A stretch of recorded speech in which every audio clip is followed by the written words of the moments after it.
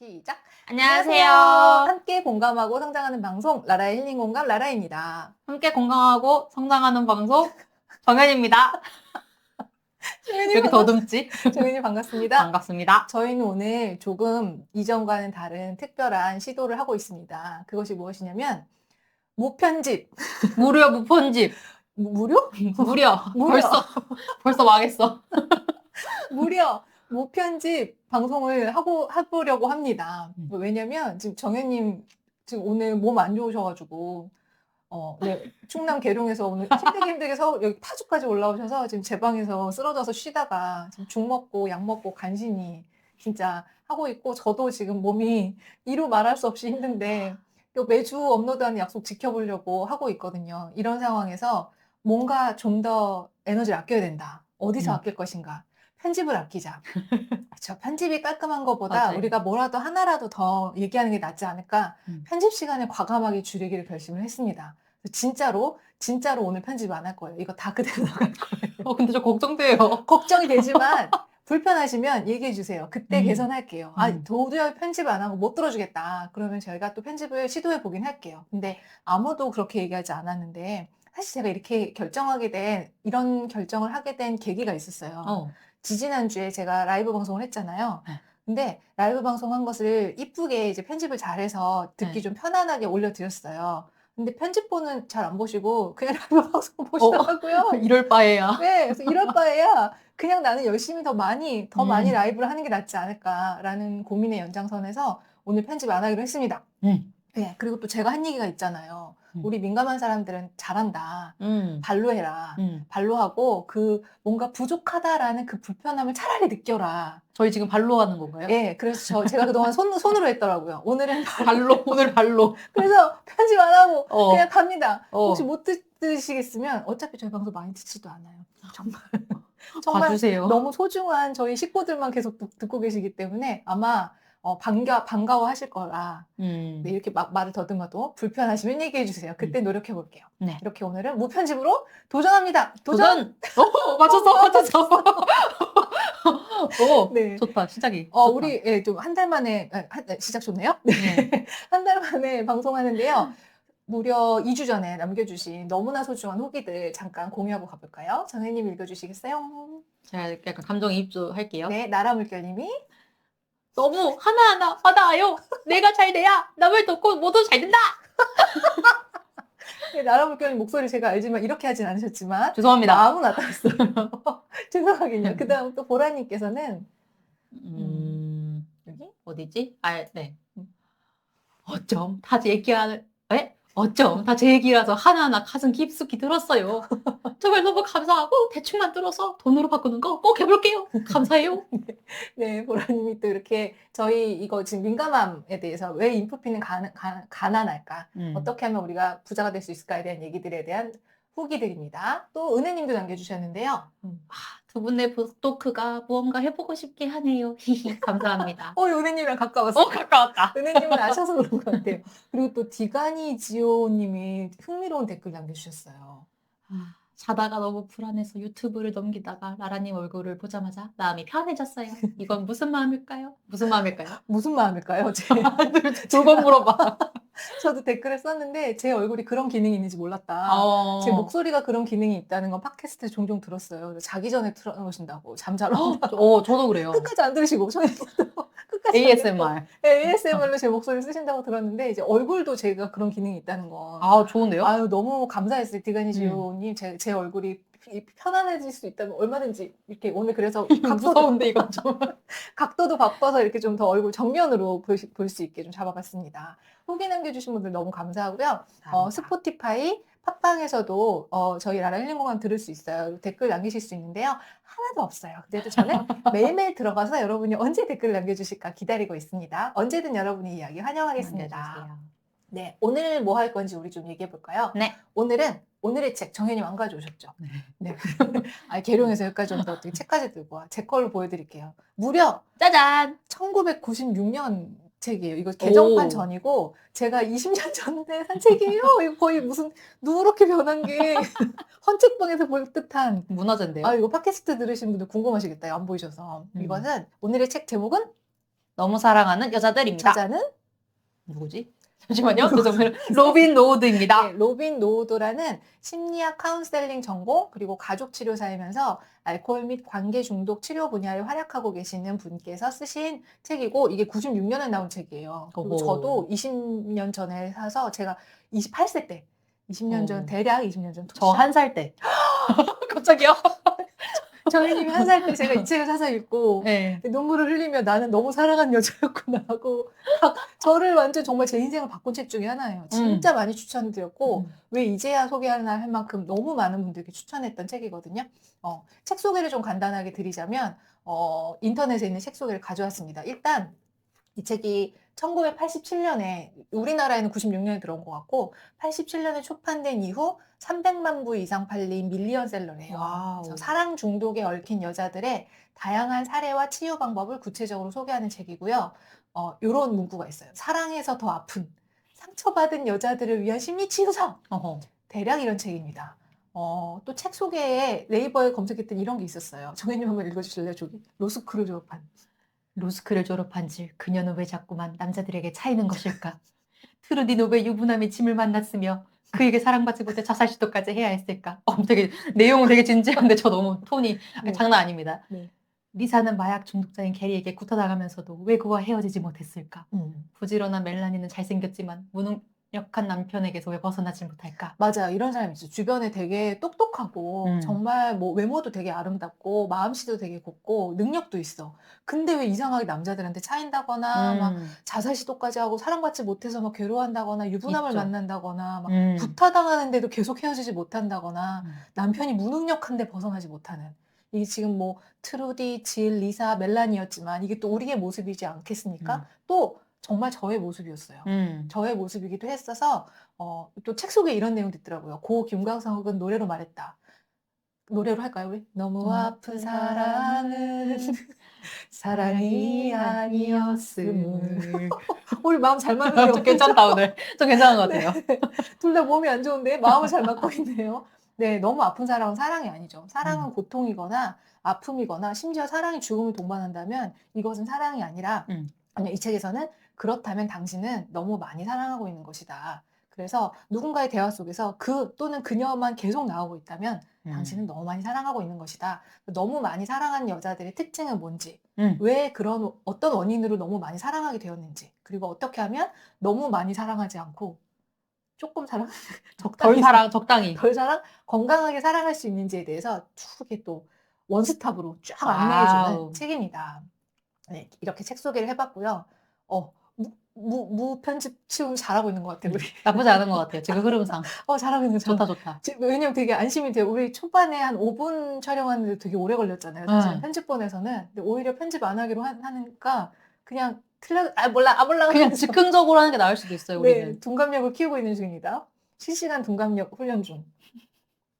실시간을 좀 이렇게 목도 축이고 갈게요. 누가 그러셨는데 저 이렇게 물 마시는 소리 너무 신경 쓰인다고 말씀하시면 그러면 뭐 이렇게 잡고 넘겨야 되는 거예요? 혹시 듣고 계시면 불편하실지라도 네, 어쩔 수가 없어서 그냥 가겠습니다. 네. 이 책을 읽게 된 계기부터 얘기해 봅시다. 정현님도 이 책으로 작년에 책 모임 하셨잖아요. 네, 맞아요. 네, 수많은 정현님 150권, 200권 읽었잖아요, 책을. 그 중에서 이 책으로 정말 되게 초반에 했죠.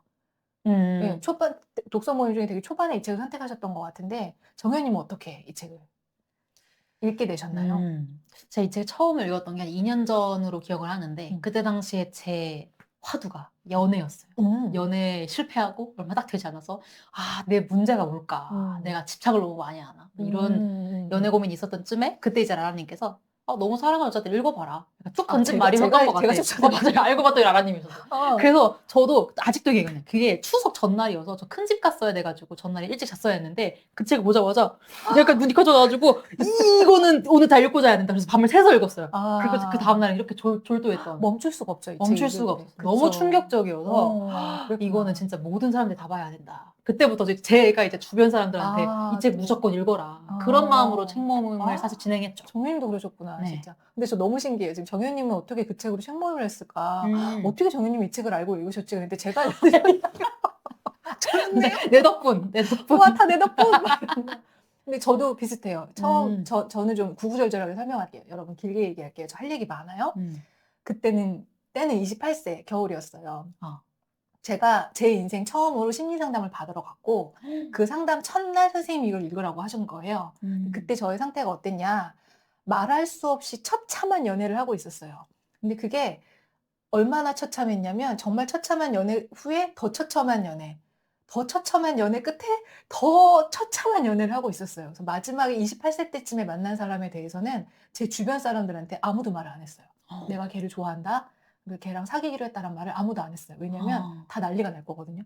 너 미쳤냐? 알고 있어. 그게 딱 네. 알게 예, 됐군요. 분명히 애들이 다 나를 뜯어 말릴 거고 그건 아니라고 반대할 거라는 걸 아는데 근데 난 걔가 너무 좋은 거야.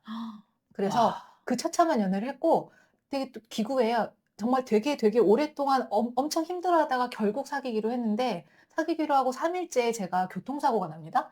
뒤에서 누가 들이받아가지고 교통사고 나서 병원에 입원했어요. 그래서 나 병원에 입원했다 얘기하니까 좀 이따 가겠다. 저녁 때 병원으로 가겠다. 교통사고 났어. 여자친구가. 교통사고 났으니까 병원 와야 되잖아. 근데 그 전화를 마지막으로 연락이 끊겼어요.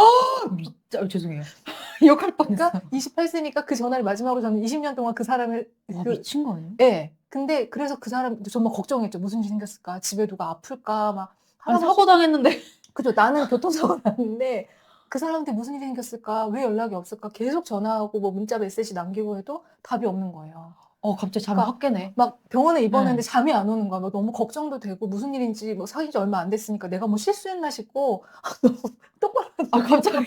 그래서 그때 너무 멘붕이 돼서 잠을 못 자고 막 거의 또 막 너무 고통스러워하고 있었죠. 왜냐하면 그 전에도 좋게 사귄 게 아니라 제가 막 되게 매달리고 막 억지로 어떻게 하다가 사귀게 됐는데 이렇게 됐으니까 이거는 뭔가 나한테 문제가 있다고 생각이 든 거예요. 이 모든 일단 고통이 너무 컸고 상담을 받아야 될 정도로 고통이 너무 컸고 뭔가 문제가 있다라고 생각하고 상담을 받으러 갔더니 첫날 이걸 보내주셨고 저 병원에 입원해서 읽었잖아요. 입원 중에 잠깐 읽었고 병원에서 그때 막 라이터 비추면서 10시에 불 끄잖아요. 멈출 수가 없는 거예요. 진짜 한 장도 멈출 수가 없이 숨도 못 쉬면서 읽었던 기억이 나요. 되게 사실 두껍거든요, 이 책. 그 글씨도 작고 이런데 보면 밑줄이 엄청 이거 28살에 별표, 물결 막 이러면서 읽으면서 저를 최초로 각성시켰던 너무 사랑하는 여자라는 걸 각성시키고 내가 이렇게 살면 안 되겠구나. 그리고 그 이후로도 진짜 20년간 저에게는 이 책을 다시 읽지 않아도 이 책이 좀 기준이 됐던 것 같아요. 제가 누굴 만나려고 할 때 내가 지금 너무 사랑하는 건 아닐까? 또는 내가 고통스러운 사랑을 선택하는 건 아닐까? 내가 같은 걸 반복하면 안 되는데? 라는 어떤 기준이 돼준 책이다. 네, 이런 저의 사례가 있었습니다.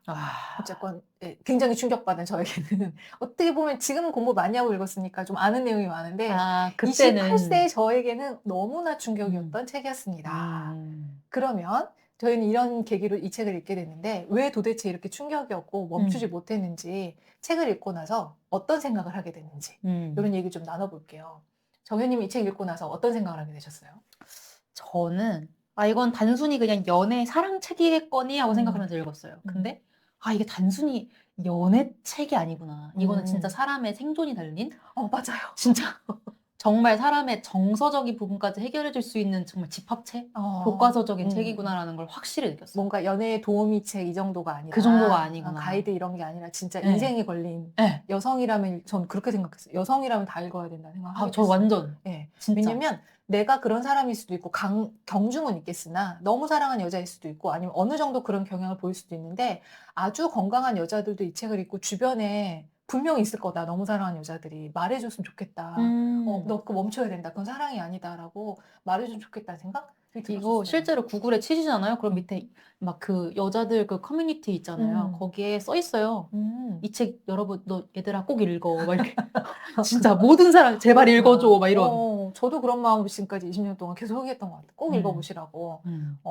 저에게는 이 책을 읽고 나서 제일 너무 충격을 받았다고 했는데 그 중에 하나 제가 왜 그랬는지 내용을 얘기해 보자면 첫 번째는 뭐 지금이야 당연한 얘기지만 내가 이렇게 고통스러운 사랑을 하는 게 어린 시절 부모님과 관계로부터 비롯됐구나를 저는 그때 처음 한 거예요. 이거 진짜. 왜냐면 연애잖아. 연애가 내가 엄마랑 아빠랑 지낸 거랑 무슨 상관이고 또 어린 시절에 맞아. 엄마 아빠랑 지낸 거랑 무슨 상관이 지금 난 성인인데 몰랐는데 그게 관련이 있었다는 거. 근데 그게 어떤 관련이었냐? 책에 있는 내용 좀 읽어볼게요. 사람은 사랑할 수 없는 유형의 남성을 좋아하게 되고 그 남성으로부터 사랑을 얻으려고 하는 것으로 그녀의 마음속에 눌러붙은 아버지에게 작용을 가했다고 말할 수 있을 것이다. 즉 뭐냐면 어렸을 때 아버지와 겪었던 고통들, 유년 시절에 겪었던 고통들, 아버지와 사랑받고 싶었지만 사랑받지 못했던 욕구들, 그것들을 그 상황을 바꾸고 싶다는 무의식 중에 사랑받기 위한 싸움에서 승리를 하려고 하는 거죠.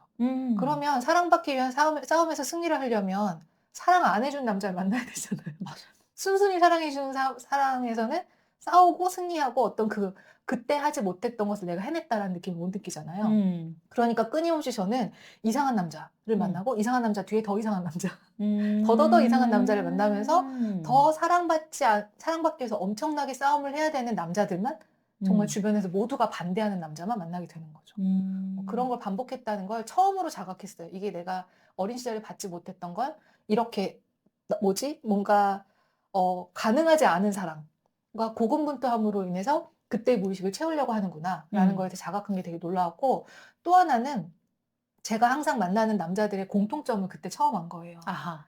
뭐 잘생긴 남자 이런 거 아니더라고요. 저는 물어보잖아요. 그때 너는 이상형이 뭐야? 어떤 남자 좋아해? 그러면 제가 항상 대답하는 건 뭐 잘생긴 남자 좋아해. 키 큰 남자 좋아해. 손가락 긴 남자 좋아해. 그랬는데 아니었더라고요. 이 책을 읽고 나서 알게 된 거죠. 진짜 제 마음은 그 사람이 어떤 사람인지보다 그 사람이 내가 도와주면 이렇게 좋아질 거야. 아하. 네, 내가 도와주면 또 한 번 읽어볼게요. 언젠가는 사랑의 힘으로 개화될 지금까지는 파트너 속에 잠들어 있을 것이 틀림없는 긍정적인 특질, 사랑이나 배려나 공감이나 성실성, 품성 등이 언젠가는 분명히 개화될, 지금은 잠들어 있는. 즉 사랑이나 배려나 공감이나 성실성이나 품성이 없는 이죠. 언젠간 개화되고 잠들어 있으니까 그렇지 않은 그런 사람을 내 힘으로 눈뜨게 만들겠다는 꿈에 사로잡혀 있는 그런 제 꿈을 충족시켜 줄 만한 배려도 없고 공감도 못하고 성실하지도 않으며 정말 품성도 이상한 거의 뭐 나르시시스트도 있었고 주변 사람들이 다 좀 꺼려하는 이런 사람이 제가 지독하게 끌렸던 거예요. 근데 그랬던 사례가 지금도 기억이 나는데 한 그때는 22세쯤 됐을 때요. 아기 때요. 21세, 2세쯤에 저랑 친한 친구가 남자친구라고 잠깐 저희 둘이 차 마시는데 잠깐 들려서 뭐 인사하고 뭐 받아가지고 갔어요. 근데 저는 그 남자한테 한눈에 끌린 거야. 와. 나 친구 남자친구인데 한눈에 끌려면 어떡하지? 뭐 약간 이런 불안한 마음으로 있었는데 제 친구가 자기 남자친구 가고 나서 그러더라고요. 나 쟤랑 헤어질 거라고. 왜? 그랬더니 만나보니까 애가 너무 어둡다고. 근데 저는 몇 마디 말도 안 해보고 그걸 읽은 거지. 그 어두운 느낌이 끌렸던 거야. 어둡고 음울하고 불안정해 보이는 그 느낌이 너무 끌렸던 거예요. 와. 그 어린 나이에. 지금은 이해가 되지만 그때 아무것도 모르고 그냥 난 제가 느낌이 좋아였는데 이미 내 친구는 건강하니까 나 어두워서 싫어라고 말하는데 우울해서 싫은데 나는 저 우울함, 저 불안함 분명히 어린 시절에 뭔가 상처받았겠지? 부모님 사랑받지 못했겠지? 내가 그 사랑을 채워주고 싶다. 그렇다면 저 사람은 이제 괜찮아질 거야. 좋은 사람으로 희망이 생길 거야. 그런 사람한테 일관되게 끌려온 거죠. 저는 오히려 좀 이성적인 남자들한테 더 끌렸던 것 같아요. 좀 이성적이고 좀 야망 있는 그런 남자들. 왜냐면 저한테 없다고 생각을 했던 거. 이성적인 거는 저한테 없다고 생각을 했고 야망은 제가 있는데 감춰놨던 그럼 것 정현이 같아요. 나에게 없는 조각들을 네. 채울 사람들을 찾았구나. 그랬던 것 같아요. 지금 돌이켜보면 그랬던 것 같아요. 약간. 저는 반대로 이제 제가 도울 수 있는 사람. 제가 도우면 좋아질 수 있는 희망? 고문을 나한테 하면서. 근데 이게 내 성향일 수도 있는 거잖아요. 내가 원래 잘 도와주고 싶어 하는. 맞아요. 그래서 그때 뭐부터 얘기해야 되지? 잠깐만. 우린 무편집이니까 잘 생각해. 그러면 오늘 내용이 혹시 그 얘기가 있나요? 좀 이따 할게요. 좋다. 좋다. 좀 이따 할게요. 지금 갑자기 나오면 제가 말 못해요? 네. 그래서 어디까지 했지? 다시 한번. 저는 아무튼 그런 남자들. 제가 제 힘으로, 지금은 되게 형편없으나 저 사람의 잠재력을 지금 아무도 못 알아보고 있다. 근데 나는 저 사람을 사랑해줄 수 있다. 여기 책에 나온 내용들 보면 그가 부모에게도 뭐 아내에게도 여자친구에게도 진심으로 사랑받은 일이 없다고 생각해. 그 사람을. 그래서 상처받고 불쌍한 그에게 그가 이전부터 원했던 그 모든 것을 다 내가 주겠다라고 그 역할을 떠맡는 마치 백설공주를 키스로 구한 왕자 역을 제가 하는 거죠. 내가 너의 마법을 풀고 너의 감옥 같은 환경에서 너를 구해줄게. 네, 그래서 구원자다. 분명히 그에게 나타나는 바람직하지 않은 특징들 때문에 주변 사람이 싫어해요. 다 불편해요. 그 사람 별로 안 좋아하고 꺼려해요. 근데 그 모든 건 그가 지금까지 사랑받지 못해서야. 아, 이유가 내가 있다. 내가 사랑을 해주면 이제 달라질 거야. 그래서 이제 막 병적이라고 생각되는 정말 증상들이 있었어요. 제가 마지막에 만난 남자는 정상 수준이 아니었고 이제 저 끔찍한 연애 뒤에 더 끔찍한 연애 했다고 했잖아요. 그 앞도 정상 수준은 아니었어요. 정상 수준의 소통이 되는 사람이 아니었어요. 거의 못 알아들을 대화를 주고받는 느낌? 근데도 저는 그걸 막 들어주려고 밤새 막 새벽 2시, 3시까지 막 잠을 못 자서 쾌한데도 아, 얘 이 얘기를 들려주면 아무도 이 얘기를 못 들어줄 거야. 왜냐면 나도 못 들어주겠거든. 안 돼. 그러니까 내가 들어줘야 돼. 맘 아프다. 막 졸면서 막 진짜. 피곤하고 이런데도 나라도 얘를 들어줘야 돼라는 생각을 하면서 좀 견디면서 그래서 나의 사랑이 있다면 그는 달라질 것이다 라고 믿는 저는 정말 전형적인 너무 사랑하는 여자들이었어요. 그러면서 또 힘들잖아요. 그럼 연애가 얼마나 힘들어. 연애가 아니야. 이건 고문이지. 막 만나는 게 살얼음이고 연락도 잘 안 하. 그런 사람 특징이 연락 잘 안 돼. 그리고 막 결국은 막 제 친구랑 양다리 걸치고 헤어지고 그랬어요. 저 버림받고 제가 먼저 헤어지자고 한 적 없고 다 버림받았거든요. 아, 장난 그런 아니네. 남자한테 매달리다가 너무 처참한 연애를 정말 했고 근데 그때 제가 했던 생각들이 힘들잖아요. 연애가. 그만둬야지라고 생각한 게 아니라 나만은 상처 주고 싶지 않다. 아마 많은 여자들이 이렇게 떠났을 거고 그래서 얘는 이렇게 됐을 거야. 그러니 나까지 떠나면 안 된다. 그리고 네가 만났던 과거 여성들과는 달리 나는 너를 떠나지 않아. 상처 주지 않을 거야라는 걸 증명하기 위해서 노력한다. 이게 다 책에 나온 내용들인데 정말 제 얘기들이어서 밑줄 벅벅 그었던. 그리고 또 책에도 이런 내용이 있어요. 지금 그다지 나쁘진 않다. 그의 진정한 모습을 사람들이 이해하지 못한다. 그는 진짜로 그럴 생각이 아니었다. 그러니까 막 연락이 안 오는데 교통사고 난 여자친구한테 연락이 안 오는데 진짜로 그럴 생각이 아니라 사정이 있을 것이다. 그리고 그가 나쁜 것은 아니다. 뭔가 있을 것이다. 어이가 없죠. 정말 어이가 없고 마음이 아프고 이걸 20년 만에 다시 읽으면서 그때 저를 생각하면서 되게 안타까웠어요. 많이 마음이 아팠어요. 근데 거기에 또 플러스 알파로 기독교적 윤리관도 있어요. 제가 또 오랜 기독교인이었고 곤란한 사람에게는 뭐야 이렇게 하지 않고 관용과 사랑을 베푸는 정현님도 그렇게 성장하지 않았을까요? 그쵸. 네, 뭔가 소외당하는 사람 없고 소외당하는 사람 더 잘 돌보게 되는 그게 이제 저의 어떤 어린 시절의 트라우마와 합쳐지면서 저를 처참하게 그게 만든 어쩌면 그런 거죠. 것도 있는 것 같아요. 세상에 나쁜 사람은 없다. 그때 당시에 좀 그런 생각도 좀 있었던 것 같아요. 그러니까 내가 어떻게 좀 잘 얘기하면 괜찮지 않을까? 약간 맞아요. 이런 예, 기대. 그리고 다들 그렇게 대할 때니 나라도 그렇게 대하지 예, 말자. 마음 아파져서. 실제로 중고등학교 때도 왕따 당한 친구 있으면 저는 가서 말 거는 스타일이었거든요. 그러니까 그게 그대로 남자 관계에서도 드러났던 것 같아요. 그러니까 복합적인 거죠. 제가 이타적인 심성도 있기도 하고 기독교적 윤리관으로 좀 돕고 싶은 마음도 있고 근데 또 저의 어린 시절에 어떤 상처들도 합쳐지고 그래서 제가 28살에 써놓은 메모를 다시 이번에 읽으면서 봤거든요. 이런 내용이 있어요. 그의 이런 모습, 연락 안 되는, 나를 좋아하는지 안 좋아하는지 모르겠는 모호한 태도, 막 알 수 없는 어떤 행태들, 그런 것들을 내가 감당할 수 있을까? 에 대한 저의 대답이 항상 감당하기 어려웠거든요. 무슨 말을 하는지 모르겠고, 데이트가 즐겁지 않고, 내 생일인데 뭐 선물 같은 거 주지도 않고, 연애하고 있는 관계인데, 목이 연락 타네요. 제때 안 되고, 그리고 이유도 제대로 말해주지 않고, 뭐 대화가 안 되고, 그런데 그럼 저는 힘들잖아요. 근데 나는 이 사람의 이런 모습을 감당할 수 있을까라는 생각에 예스 또는 노를 생각해야 되는데 제가 이렇게 써놨더라고요. 그에 대한 대답은 예스 또는 노가 아니라 내가 아니면 누가 감당하겠어. 나밖에 없다. 라는 생각이다라고 제가 메모해놨더라고요. 거의 마더 테레사인데요. 마더 테레사는 사랑이라도 많이 나오면 행복하겠지. 저는 그냥 그랬죠. 그러면 아이들이라도 사랑하지. 그런 얘기 실제로 있어요. 어느 책에 봤는데 나쁜 여자가 성공한다는 책이었던 것 같은데 그런 남자를 사랑할 시간에 아프리카에 가서 아이들 도우라고. 정말로. 너의 사랑이 필요한 사람은 얼마든지 많다. 그 남자가 아니다라는 말이 있었거든요. 맞네. 그러네. 저도 그런 상태였죠. 계속 얘기해 볼까요? 편집을 안 할 거라고 생각하니까 약간 움찔거리는데 제가 써놓은 내용에서 또 얘기해 볼게요. 제가 되게 그럼 저는 왜 그랬냐? 왜 이런 미친 짓을 했냐? 에 대해서 이제 책에 그 원인이 나오는 거죠. 한번 읽어볼게요. 너무 사랑하는 여성이 상대와의 관계를 끊으려고 할 때, 이건 그거구나. 그냥 계속 얘기할게요. 난 편집 안 할 거야. 힘을 내. 그때 제가, 이 얘기를 먼저 할게요. 그때 제가 왜 그런 미친 짓을 했냐. 지금 제가 봐도 미친 짓이고, 제 주변 사람도 다 미친 짓이라고 알고 있잖아요. 그럼에도 불구하고 그런 상태에 있었던 게 사실은 일종의 중독이었던 거예요. 마약 중독과 같은 중독. 알코올 중독, 음식 중독처럼 저는 남자 중독이었던 거예요. 관계 중독. 관계 중독이었기 때문에 실제로 제가 어떻게 느꼈냐면 그때 관계를 끊으려고 할 때 마치 수천 볼트의 전류가 신경을 관통하는 듯한 고통을 느끼게 된다. 공허함이 파도처럼 밀려들고 소용돌이친다.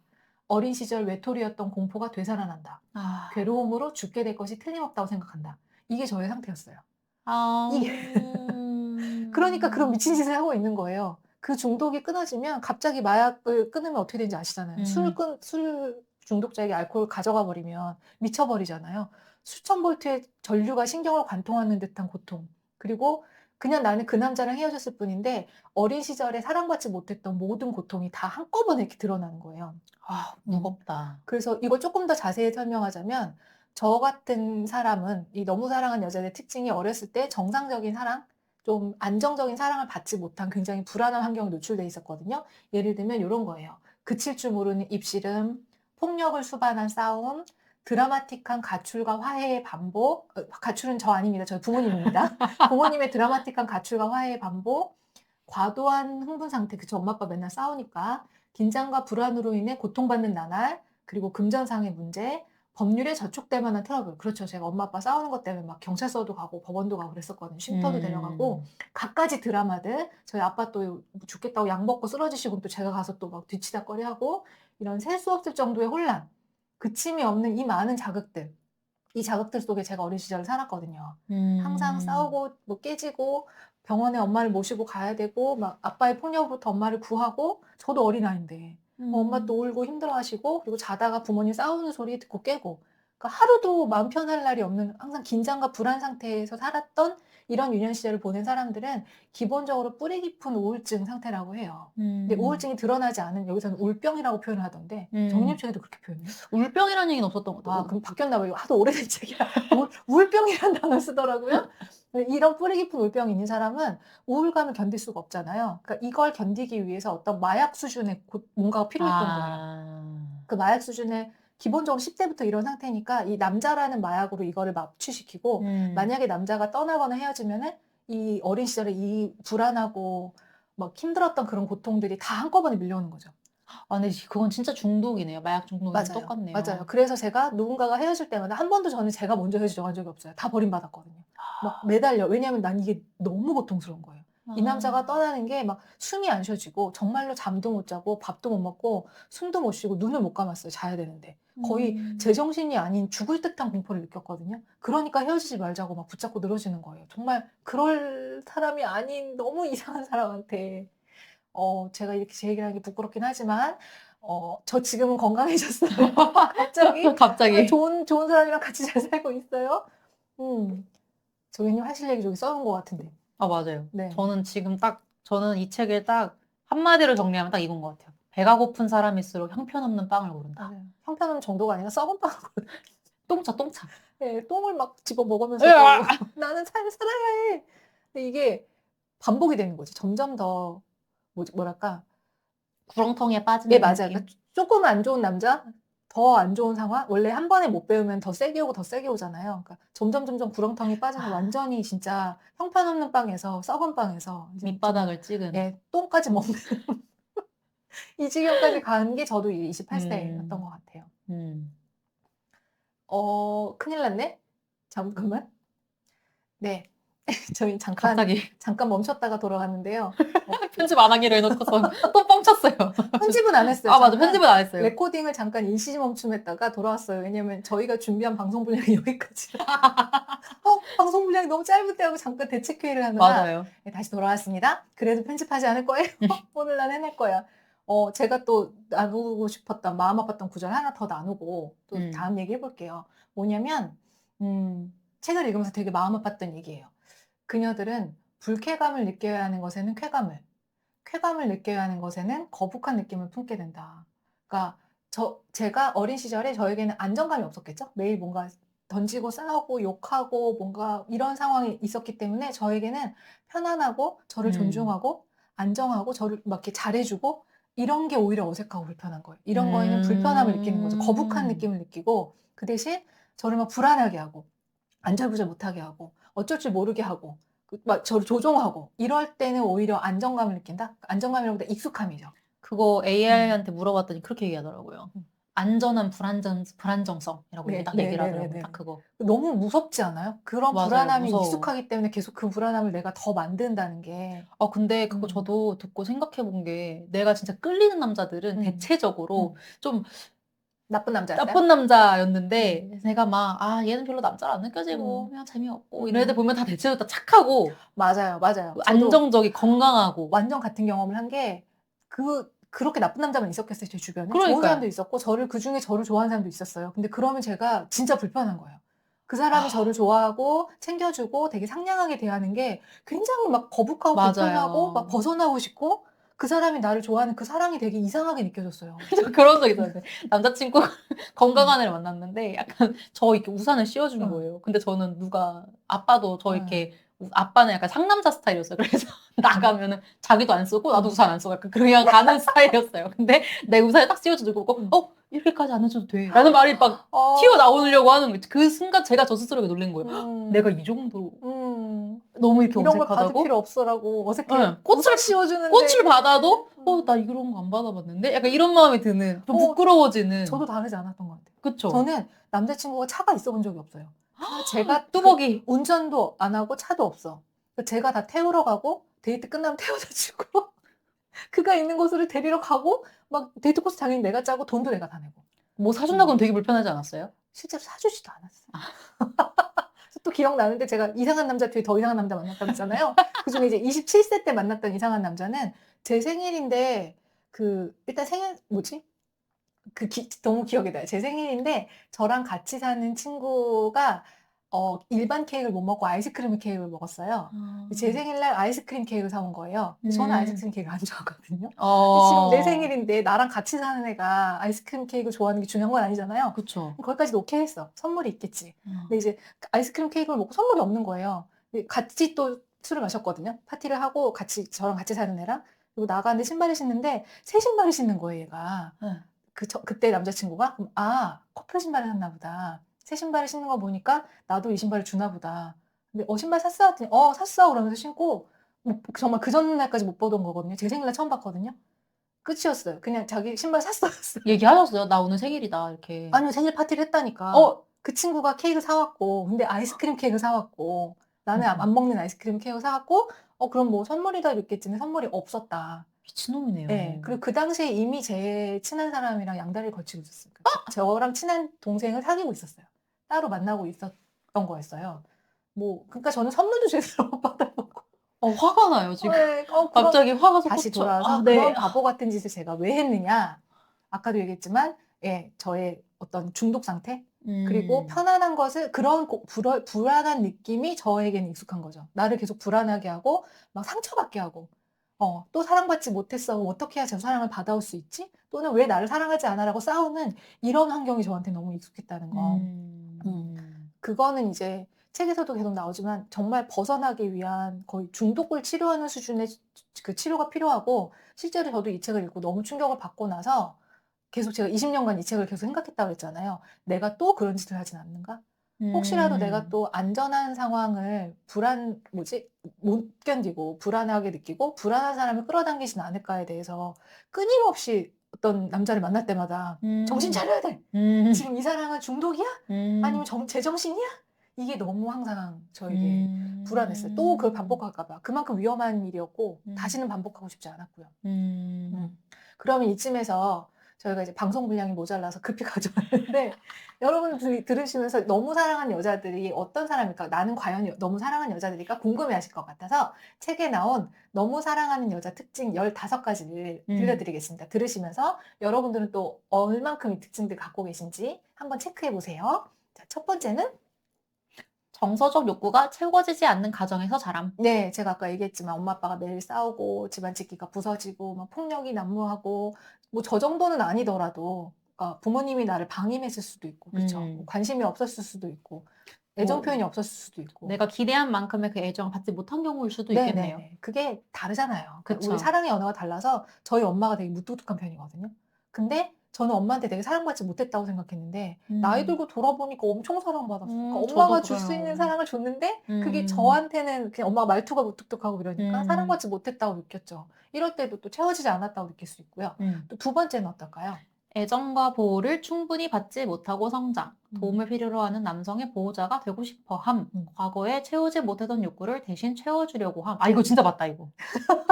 아, 저는 급공감. 정현님이 그런 적 있어요? 저는 앞에서 충분히 얘기했는데. 아, 근데 이거 아빠 얘기라 제 말하기가 좀 조심스러워서. 근데 뭔가, 이거 아빠의 제가 보호자랄까? 아, 네. 이런 걸 되려고 했던 것 네. 같은. 아니 뭐 아빠가 그러라고 한 게 아니라 내가 그렇죠. 그런 마음을 내가 먹었다는 그냥 거니까. 아빠나 엄마의 결핍이랄까? 이런 걸 내가 그냥 알아서 맞아요. 해석해서 음. 그걸 좀 해결하려고 했던 것 같아요. 네, 저도 네. 그랬어요. 저도 막내인 주제에, 정현님은 또 음. 장녀라서 그랬을 것 같고, 아. 저도 막내인 주제에 엄마 아빠의 보호자가 되려는, 뭔가 이들을 더 도와줘야 되고, 뭐 채워줘야 되고, 그래서 막 그 힘든 얘기를 더 들어주려고 하고, 이런 감당할 수 없는 걸 감당하려고 했던, 그리고 그게 그쵸. 그 무게가 그대로 다시 사회생활로 옮겨오잖아요. 아, 완전 맞아. 부모님한테 했던 거 그대로 사회로 와가지고, 누구를 만나도 항상 내가 짐을 지려고 하고, 도와주려고 하고, 나만 책임을 지고, 근데 나를 도와준다고 하면 괜찮아. 안 좀 도와줘도 돼. 받았으면 좋겠는데 우산 차라리. 씌워주는데.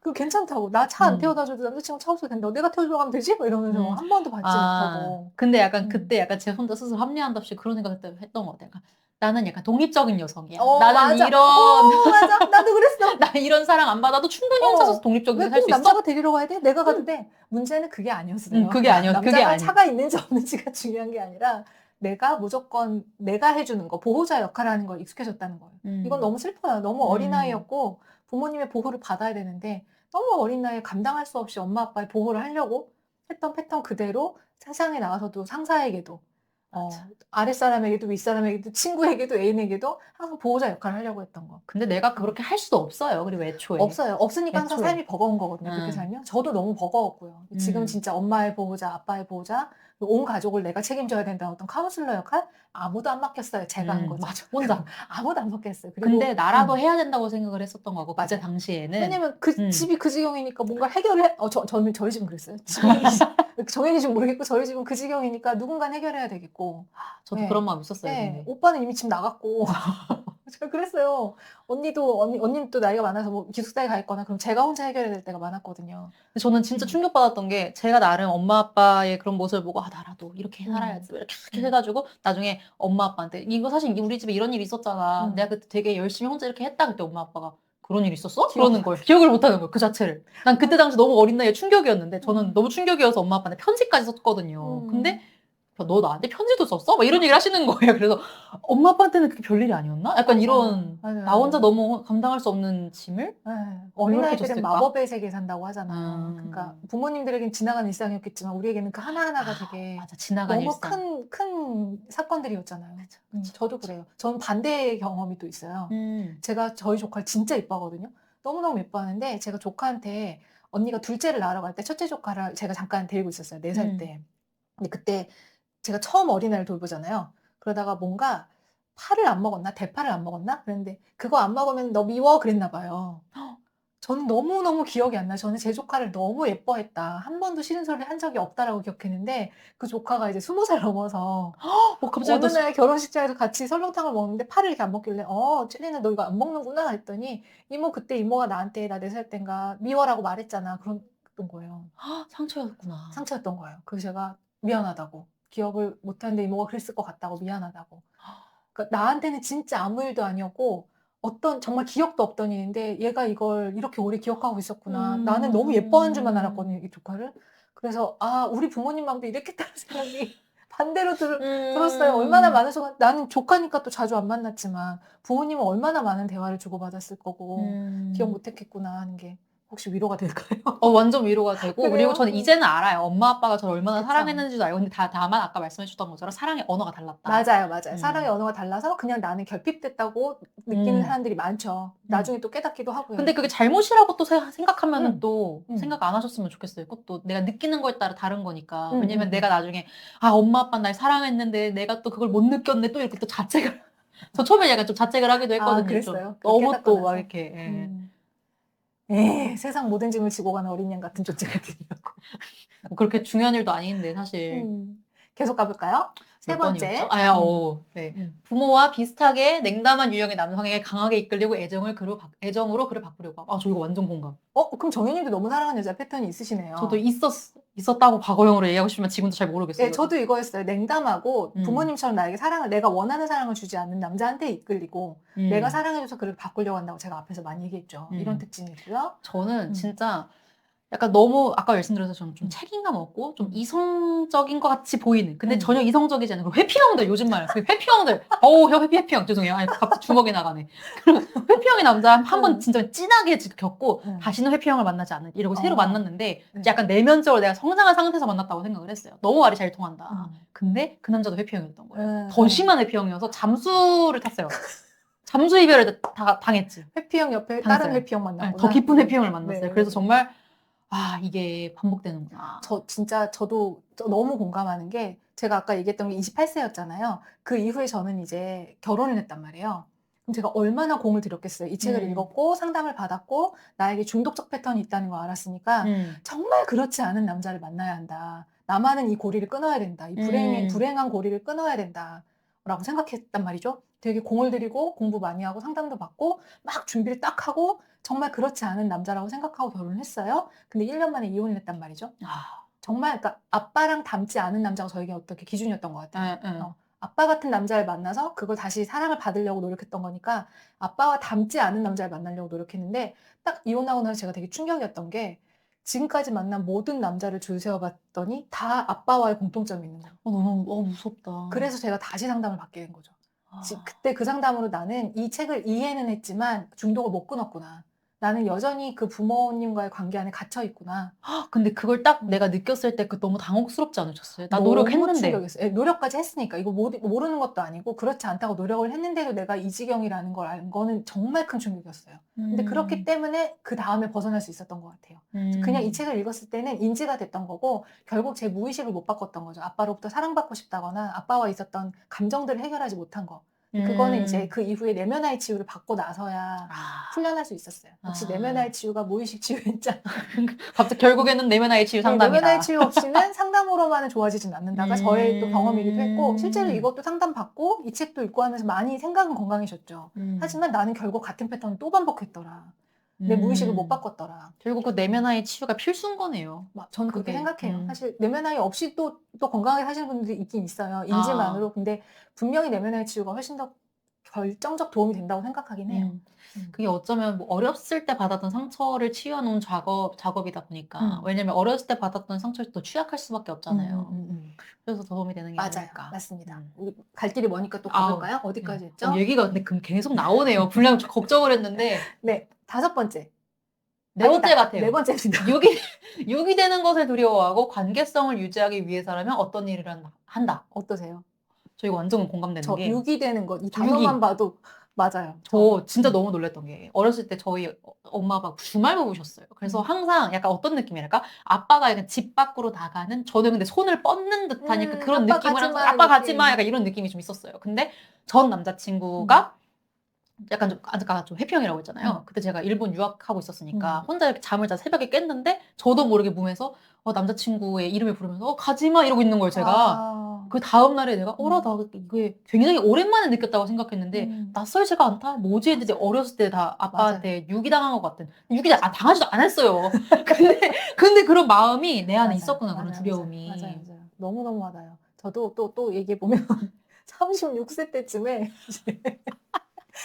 36세, 다 기억해. 35세에서 6세쯤에 이제 이혼을 하고 어떤 남자와 썸을 타고 있는 중인데 썸이었어요. 저는 아직 불안정하다고 느꼈어요. 왜냐면 이혼했고 이 패턴이 반복되는 걸 한 번 더 확인했잖아요. 아직도 결혼하고도 이 패턴을 반복했다는 걸 알기 때문에 다음에 만났을 때 또 이 패턴이 반복될까 봐 누군가를 만나는 게 너무 무서운 거예요. 실제로 3년 동안 안 만났어요. 안 만났는데 살짝 우연히 썸 같은 비슷한 걸 타게 된 거예요. 좋아하는 사이도 아니야. 좋아한다고 얘가 한 적도 없어. 약간의 묘한 기류만 흐를 뿐이야. 친구인데. 근데 제가 얘를 안 되겠다. 더 가까워지면 안 되겠다. 끊어내야지 라고 혼자 생각을 하고 혼자 이 유기공포에 빠진 거예요. 아무 말도 안 했는데. 사귄 적도 없고 헤어진 적도 없는데 이 관계가 불안정하고 지금은 안 될 것 같다라고 끊었을 때 갑자기 저는 이 사람이 썸남이 아니라 6살에 저로 간 거죠. 6살 때 절로 돼서 다시 유기가 되었고 엄마는 집을 떠났고 아빠는 날 버려놨고 6살에 내가 집에 혼자 있는 상태가 돼버린 거예요. 저 정신 상태는. 이게 겉에서 보면 사실 혼자 음. 북치고 장구치는 건데 네. 근데 내 저는 이미 그 안은 이미 공포에 예. 완전히 질려가지고 그때 기억이 나요. 상담사님한테 전화해서 숨을 못 쉬고 또 울면서 상담사님이 막 전철역으로 걸어가시면서 저랑 통화 주셨거든요. 와. 근데 그때 제가 안 거예요. 내가 아니구나. 지금 6살에 나구나. 누군가에게 또 버려지고 엄마 아빠가 없는 곳에 버려지는 공포를 느끼는 6살이었구나. 그 아이를 달래주면서 또 내면 아이 치유죠. 그 아이를 달래주면서 제가 진정할 수 있었고 이제 그 썸남을 잘 정리할 수 있었어요. 다행이다. 어쨌건 유기되는 것에 대해서 엄청나게 저도 공포가 있었고 그래서 한 번도 먼저 헤어지자는 말 해본 적이 없다는 거. 계속 차이기만 하고. 근데 차이고 나서도 막 붙잡고 늘어져. 근데 그때 나는 몇 살이었건 사실은 6살이었다는 거. 정혜님이 그랬던 것처럼. 맞아요. 저도 네, 그때 당시 맞아요. 10살로 돌아갔던 것 같아요. 또 5번째. 좋아하는 남성을 돕기 위해서라면 어떤 일이든 한다. 고생, 시간, 돈도 아끼지 않는다. 아, 근데 저는 이거는 약간 우리 대중매체랄까? 드라마나 영화에서 좀 강요? 좀 본 것도 좀 있는 것 같아요. 왜냐면 좋아하는 거 해야 돼? 사랑하면은 막 무조건 간다. 막 아, 어디든 간다. 그게 사랑이다. 약간 이런 게 좀 약간 있잖아요. 증명. 네가 날 사랑한다면 이렇게 해야지. 응. 막 이런 거. 진짜 말도 안 된다고 생각해요. 음. 저는 이랬어요. 좋아하는 남성을 돕기 위해서 어떤 일을 했냐면 어떤 일이든 했어요. 그래서 무슨 말까지 들었냐면 우연히 친구가 저를 끌고 이제 이혼하고 너무 힘들어할 때 저 원래 타로 같은 거 안 보거든요. 기독교인 그런 거 안 보는데 친구가 용하다고 끌고 갔어요. 제가 너무 힘들어하니까. 근데 그분이 정말 용한 분이었나 봐요. 저한테 뭐라고 했냐면 남자 보는 눈이 이상해. 다 뱀파이어만 만났어. 빨대 꽂고 피만 쪽쪽 빨아먹어. 그랬어요. 용하시구나. 이랬어요. 시간, 돈 아끼지 않았고 저 처음 결혼할 때 제가 살던 집에 남자가 못 만들어 왔어요. 반대로. 대릴사위. 네, 정말 못 만들어 왔고 제가 다 해놓은 것 안에서 같이 살았고 그래서 이혼도 쉬웠어요. 그대로 몸만 나가면 돼서. 어머머. 아무튼 정말 이랬어요. 저는 다 해주고 제 돈 다 쓰고. 네. 계속 해볼까요? 6번째는? 애정을 충분히 얻지 못하는데 익숙해서 마음에 들려고 노력한다. S죠. 네, 가만히 S죠. 있어도 사랑받을 수 있다는 생각이 안 들어서 계속 노력하지. 특히 안 예쁠 때 걱정돼. 막 열심히 꾸미는 것도 막 몸도 맞아, 그렇고 맞아. 몸매도 그렇고 내가 조금만 이렇게 못생겨가지고 싫어하는 거 아니야? 가슴 작아서 싫어하는 거 아니야? 막 이러면서 되게 애썼죠. 종동되고. 아이고. 네. 근데 저는 이것도 좀 기억에 남는 사건이 있어요. 제가 저희 현재 남편을 만났을 때가 41살이었어요. 그러니까 너무 부끄러운 거야. 난 너무 나이가 들었고 이제 매력이 없다고 생각한 거예요. 제가 아. 너무 젊지 않고 막 주름살도 있고 이런 게 되게 창피했는데 정말 저희 남편이 그 당시 남자친구가 하나도 안 이상하다고 우리가 나이가 들었으니까 주름이 생긴 게 당연하지. 아. 그걸로 네가 못생기거나 싫거나 그런 건 전혀 없다고. 너무 아무렇지도 않아 하는 거예요. 그때 제가 되게 마음이 놓였던 기억이 있어요. 너무 안정감을 느끼고. 그러게요. 상대가 뭐 20대도 아닌 건데. 근데 그쵸. 40대라도 그런 여자를 좋아할 수 있겠지만 저희 그쵸, 남편은 그쵸. 그런 외모가 중요하지 않다고 생각하는 아, 저 이해를 사람이었던 거죠. 잘못했네요. 네네네. 그래서 되게 고마웠던 기억이 나는데 사실 그 전에는 항상 종종됐죠. 싫어하면 어떡하지? 주름이 들키면 어떡하지? 너 못생긴 거 보이면 어떡하지? 이런 것들 많이 그 말에 안정감이 확 들었을 것 같아요. 네. 그래서 결혼도 했죠. 지금도. 너무 전혀 부러운. 안 꾸미고 살고 있죠. 너무. 저 사람은 날 정말 사랑하니까 이러면서. 아유, 우리 아직 5번이에요. 좀 이제 빨리 가봅시다. 빨리 가. 6번 했고요. 7번. 어떤 관계에서도 많은 책임을 지려고 한다. 아, 저 이거 맞아요. 진짜 맞아요. 네. 저 지금 그래요. 너무 사랑하는 여자의 특징은 책임을 많이 지는 것. 조심해야 됩니다. 네. 8번. 자존감 낮음, 행복해질 자격이 없는 사람이라 생각한다. 그래서 노력해서 인생을 즐길 자격이 있는 인간이 되어야 한다고 생각한다. 맞아요. 너무 사랑하는 여자들은 너무 노력한 여자들이에요. 그냥 가만히 있어도 뭘 얻을 수 있다고 생각하지 않는다. 애써야 된다고 생각한다. 안타깝죠. 또 9번. 어린 시절 충분한 보호를 받지 못해서 관계성을 관리하지 않고는 못 배긴다. 이게 무슨 얘기냐면 그냥 편안하게 관계를 맺고 관계를 헤어지고 이런 게 아니라 되게 노력해서 관계를 맺고 그 안에서 사랑받으려고 되게 노력하고 뭔가를 도와주고 그래서 그 사람으로부터 괜찮은 사람이라는 인정을 받고 아하. 이렇게 관리하지 않고 못 배긴다는 거예요. 그냥 편안하게 만나고 헤어지고 친해지고 이렇게 되지 못하고 굉장히 애쓴다는 거예요. 관계에서. 안쓰럽죠. 네. 또 10번. 상대의 현실의 모습이 아닌 이상적인 형태를 꿈꾸는데 더 많은 시간을 소모한다. 네, 제가 밀죽잖았어요. 예전에 제가 그랬어서 지금의 모습이 아닌 내가 사랑해주면 이렇게 바뀔 거야 라고 생각하면서 에너지를 쓴다는 거. 그게 사실 더 쉽죠. 네. 이렇게 하는 게. 네. 근데 이게 좀 저도 헷갈릴 때가 있어요. 왜냐하면 저는 사람들을 볼 때 남자가 아니더라도 가능성을 보거든요. 이 사람이 지금 이렇다고 해서 계속 이렇게 살 건 아니잖아. 이 음. 사람이 노력한다면 이 사람이 원하는 꿈을 이룰 수도 있고 정희님이 정말 되게 유명한 유튜버가 될 수도 있잖아요. 그리고 그런 시점을 유지하는 게 더 건강하잖아요, 사실. 네, 그 가능성을 품고 있고 그 가능성을 도와주고 응원해 주는 걸 제가 너무 좋아하고 또 그게 저의 고유한 재능이기 때문에 그게 또 너무 사랑하는 여자들과 겹쳤을 때는 아주 최악이지만 사실 건강한 상태에서는 사람들을 응원하고 재능성을 봐주는 또 재능으로 발현될 수도 있다는 거. 이건 좀 주의해서 봐야 될 것 같아요.